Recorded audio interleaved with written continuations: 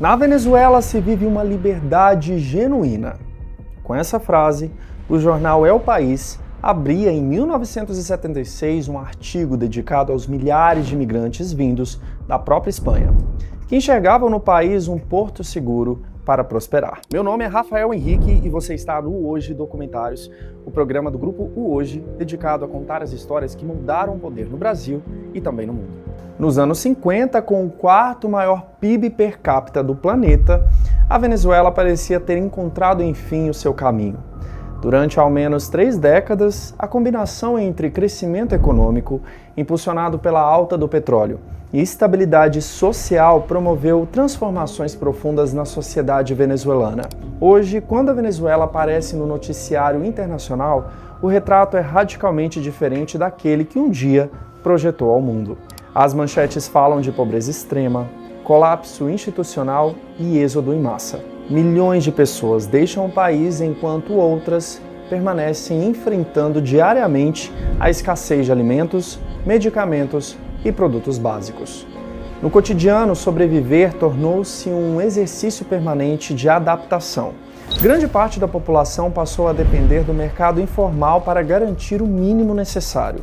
O salário mínimo oficial gira em torno de $5 por mês, um valor incapaz de cobrir qualquer despesa básica.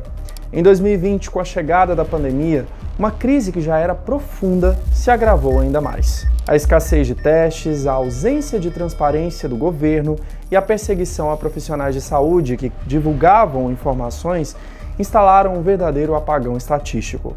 Dados confiáveis simplesmente deixaram de existir. Em um país onde hospitais já operavam em colapso antes mesmo da crise sanitária global, os efeitos da pandemia foram devastadores.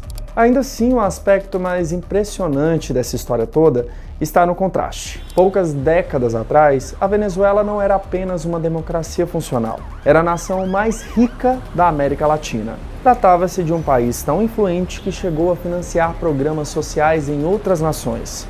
Nos Estados Unidos, comunidades carentes de Nova York recebiam assistência por meio da Citgo Petroleum, empresa americana controlada pela estatal venezuelana PDVSA.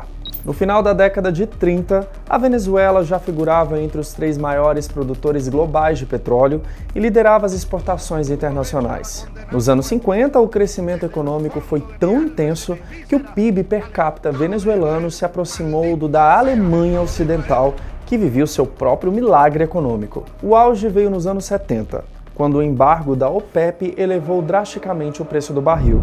Os salários pagos no país tornaram-se os mais altos da América Latina. Essa prosperidade, no entanto, levanta uma questão inevitável. Como uma nação que esteve entre as mais ricas do planeta conseguiu colapsar em tão pouco tempo? Para responder essa pergunta é preciso voltar no tempo. Antes da exploração em larga escala do petróleo, a região que hoje corresponde à Venezuela era habitada por povos indígenas. A colonização espanhola começou com a chegada de Cristóvão Colombo em 1498 e o território permaneceu sob domínio colonial por mais de 3 séculos. A independência foi conquistada em 1819 sob a liderança de Simão Bolívar, quando a Venezuela passou a integrar a Gran Colômbia ao lado de Colômbia, Equador e Panamá. Em 1830, após a morte de Bolívar, a Venezuela seguiu seu próprio caminho. As décadas seguintes foram marcadas por instabilidade política, guerras civis e sucessivos regimes autoritários. A Primeira Guerra Mundial alterou profundamente a lógica econômica e militar. A introdução em massa de veículos movidos a combustível fóssil transformou o petróleo em uma matéria-prima estratégica. A demanda global cresceu rapidamente e países com grandes reservas passaram a ocupar posição central no cenário internacional. A Venezuela era um deles.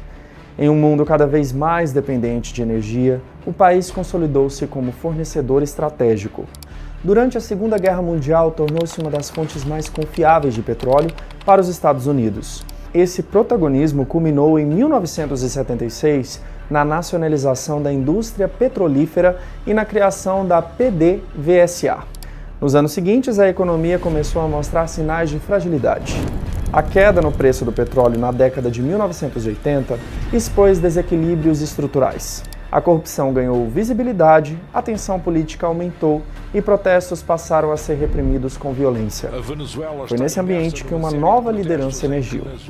Hugo Chávez chegou ao poder em 1998, após derrotar os partidos tradicionais nas urnas, inaugurando o período conhecido como chavismo. Com um discurso centrado na redistribuição da riqueza e no combate à desigualdade, conquistou amplo apoio popular. Pouco depois, o preço internacional do petróleo disparou. A Venezuela passou a receber volumes inéditos de recursos. Programas sociais se multiplicaram e indicadores de pobreza e desemprego caíram rapidamente.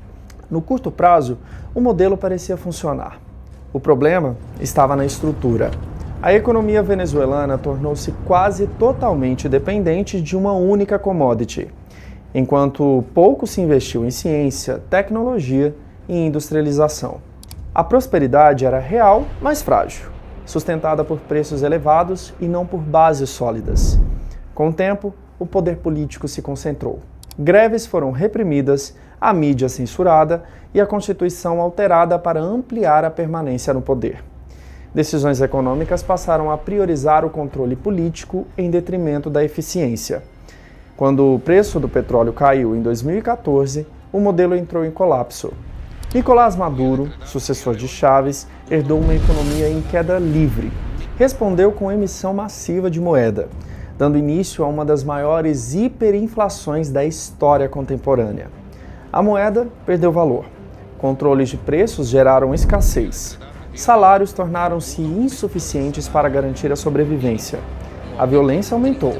Milhões de pessoas deixaram o país. À medida que a crise se aprofundava, emergiu outro capítulo sombrio. Investigações internacionais apontaram que Nicolás Maduro e altos funcionários do governo venezuelano passaram a integrar o chamado Cartel de los Soles, utilizando o aparato estatal para facilitar o tráfico de cocaína rumo aos Estados Unidos.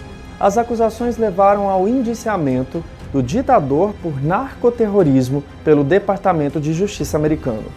Na madrugada de 3 de janeiro de 2026, Maduro foi capturado durante uma operação militar dos Estados Unidos em solo venezuelano e transferido para território americano, onde passou a responder às acusações em tribunal federal. A ação provocou debates globais sobre soberania, direito internacional e os limites da intervenção externa.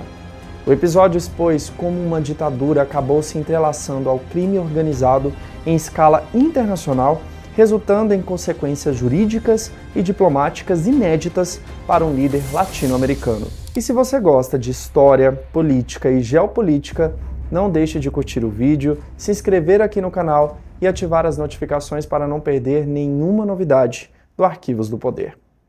Um abraço e até o próximo vídeo.